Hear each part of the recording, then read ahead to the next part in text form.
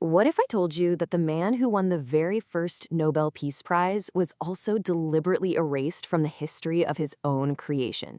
Well, this is the unbelievable story of Henry Dunant. You might not know the name, but I promise you, you know his legacy, the Red Cross. So in 1901, this guy was awarded the very first Nobel Peace Prize. Think about that. He's recognized for founding a global humanitarian movement that has saved an absolutely countless number of lives. I mean, this is the pinnacle, right? The highest honor you could possibly get. But here's the crazy part. Right before this photo was taken, he had spent decades in total poverty and obscurity. He'd been intentionally written out of the history of the very organization he dreamed up. So you have to ask, how does that even happen? How do you go from literally changing the world to being a complete outcast? Well, it's an incredible story of chance, of idealism, and of a really bitter, lifelong rivalry. You know, this whole thing doesn't start with some grand plan to save humanity. It actually starts, kind of ironically, with a business tip that goes horribly, horribly wrong. So, get this, Dunant wasn't on some noble mission. He was a businessman whose company was sinking fast. He desperately needed help from the French emperor to sort out some business deals in Algeria, so he decided to go track the guy down in person. But when he finally gets to the emperor's location in Solferino, Italy, he's too late.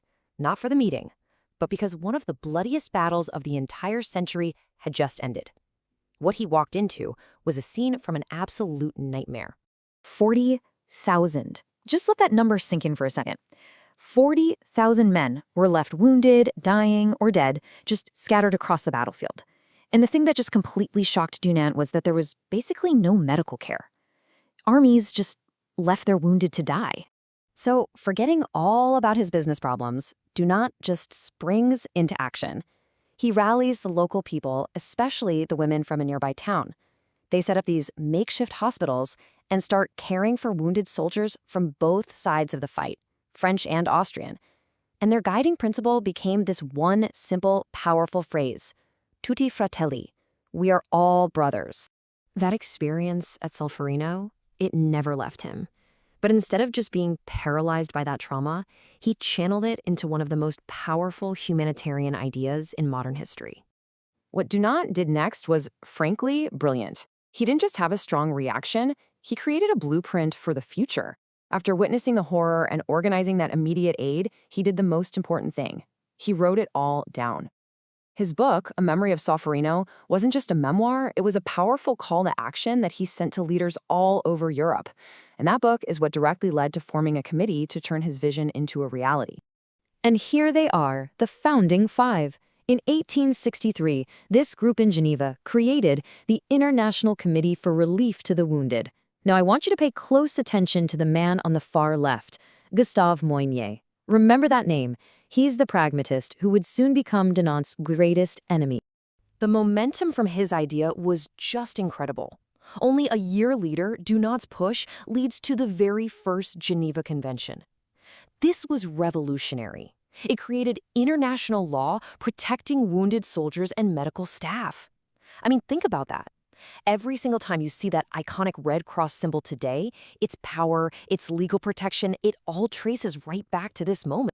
But right at this peak, at the absolute height of his success, just as his idea was literally changing the world, Dunant's life completely fell apart.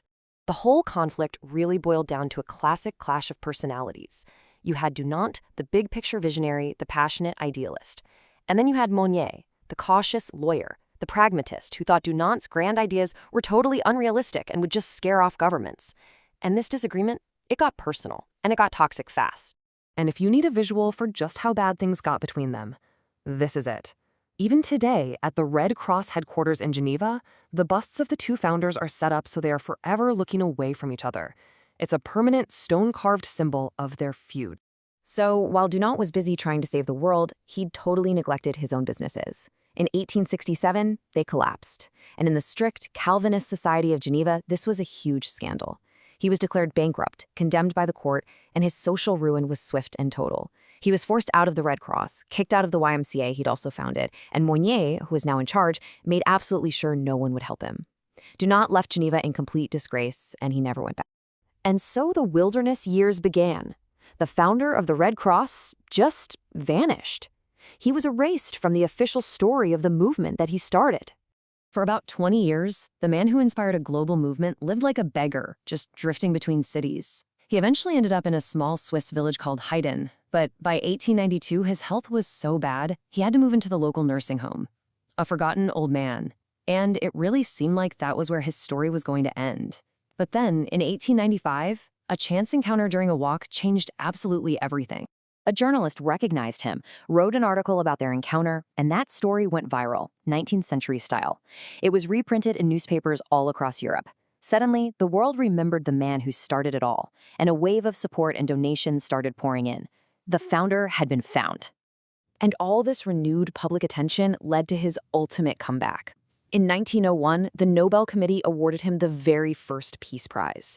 It was a final, powerful vindication of his life's work, and you have to imagine a bit of a slap in the face to those who had cast him out. So you'd think, great, a happy ending. But it's a little more complicated than that. His legacy was finally secure, but his own personal peace, not so much. I mean, today, his vision is celebrated everywhere. That old nursing home where he lived, it's now the Henry Dunant Museum. And memorials just like this one stand in cities all across the globe, all monuments to an idea that was born on a battlefield. He's on coins, he's on stamps, there are streets and schools and hospitals that all bear his name. A few years ago, Switzerland even renamed its second highest mountain peak after him. By pretty much every measure you can think of, his legacy is a massive triumph. And yet, Dunant spent his final years suffering from depression and paranoia. He was terrified of his old enemies and haunted by his rivalry with Moynier. He died in 1910, and according to his nurses, his very last words were a question that had really defined his entire life. Where has humanity gone? It's the question that started his whole journey at Solferino, and perhaps one he never fully answered for himself.